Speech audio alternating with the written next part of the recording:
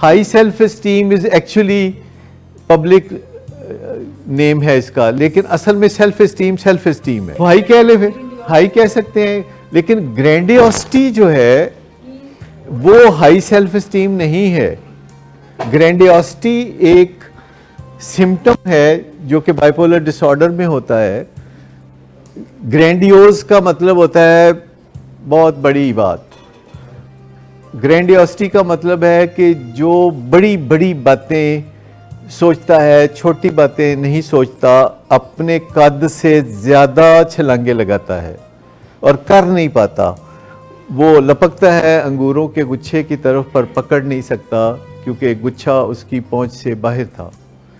तो ये कॉन्सेप्ट्स हैं बेसिकली, लेकिन जो हाई सेल्फ एस्टीम है वो सिर्फ इतनी है कि if you like your self तो आपका मतलब है कि आपकी सेल्फ एस्टीम अच्छी है और आप अपने आप को ट्यूनिंग भी कर सकते हैं।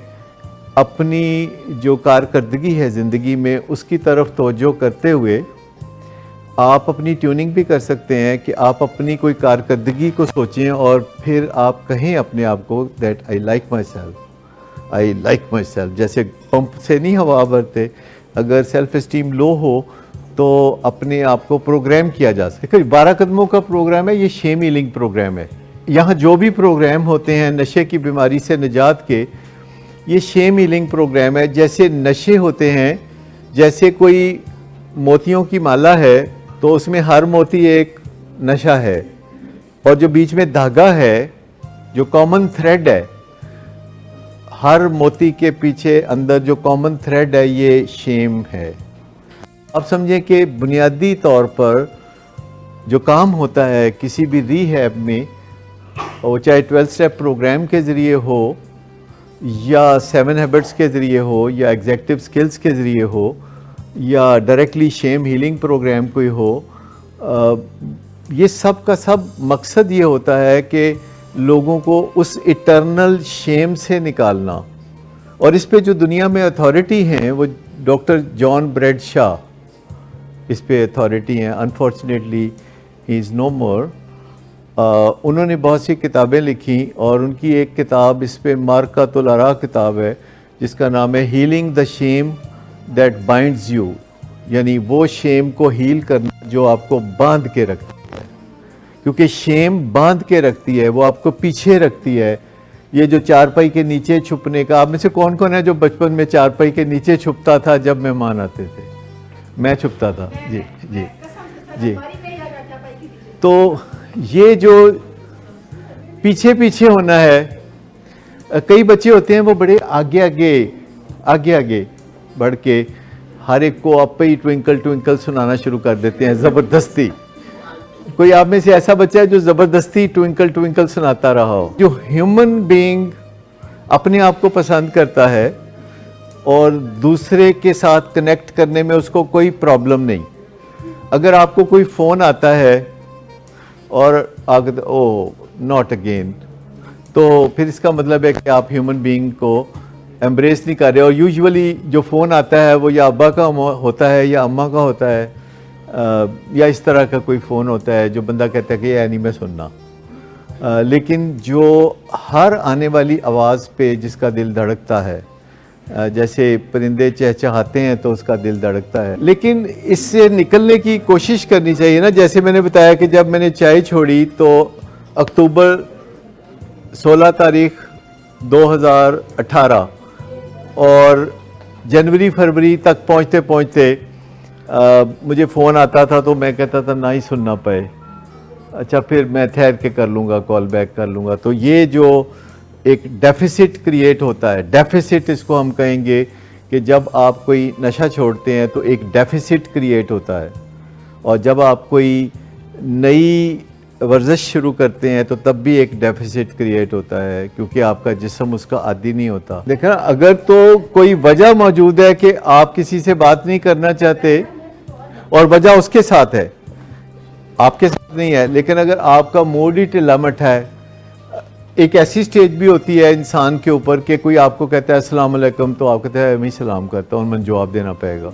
मतलब ऐसे भी लोग होते हैं जो घर पे किसी के कोई मेहमान आता है तो कहते कादल ही आ गया, अच्छा जी आओ जी बैठ जाओ। देखिए पर्सनैलिटी टाइप कोई नहीं होती, ये हम इंसानों ने डाल दिया, ये टाइप ए है, ये फलाना है, ये टमकार है, लेकिन ये उसकी मैन्युफैक्चरिंग फॉल्ट नहीं है पीछे, ये कंपनी से बन के इस तरह नहीं को पुर्जा कम रह गया। वो लोगों को फेस करना, लोगों को एंजॉय करना सीख सकते हैं। अगर आप चाहें तो आप लोगों को इंटरेक्ट करना, एंजॉय करना और उनके साथ स्मॉल टॉक करना, स्मॉल टॉक इसको कहते हैं, स्मॉल टॉक, ये सीखने वाला काम है। हाउ टू से इट, कि किस मौके पे क्या कहें।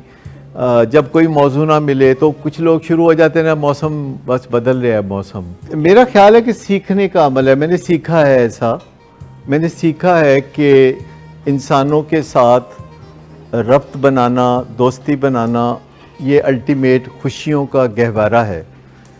अपने साथ रब्त बनाना, अपने फैमिली मेम्बर्स के साथ रब्त बनाना, अपने दोस्तों के साथ तालमेल बनाना और कम्युनिटी के साथ तालमेल बनाना, ये खुशियों के दर्जे हैं। अगर आपने अपने साथ सही रिश्ता बना लिया है तो बुनियादी खुशी आपने पा ली, लेकिन अगर आपने फैमिली के साथ अच्छा रिलेशनशिप बनाया है तो फिर ये बात एक दर्जा ऊपर आएगी।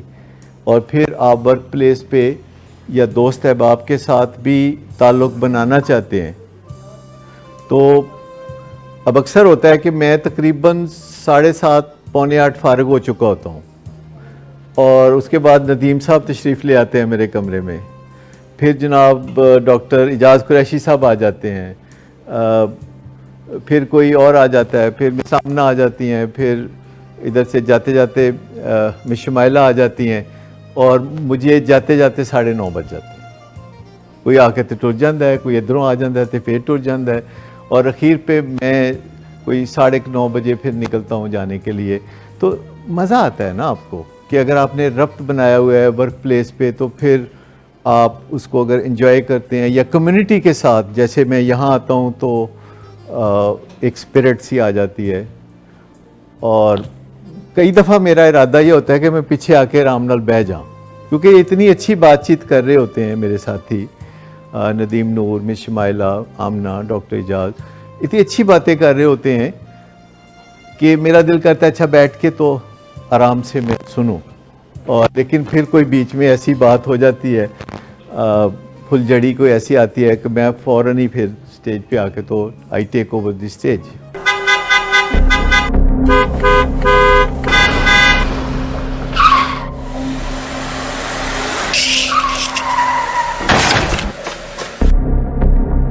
घटिया इंसान, इतनी देर से गेट क्यों खोला?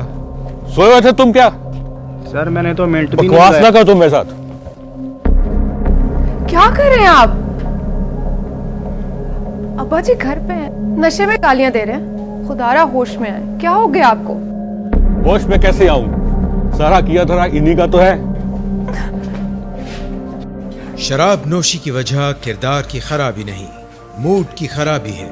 शराब नोशी कभी भी नशे की बीमारी में बदल सकती है। नशे की बीमारी हर स्टेज पर काबिले इलाज है। मदद हासिल कीजिए, क्योंकि वो ऐसा नहीं करेगा। विलिंग वेज से मदद हासिल कीजिए, कहीं से भी मदद हासिल कीजिए, लेकिन फौरी मदद हासिल कीजिए। जिस मुआवजे के इंतजार में आपने बहुत देर कर दी, अब वो दस्तक दे रहा है। मदद हासिल कीजिए, मदद हासिल कीजिए, मदद हासिल कीजिए।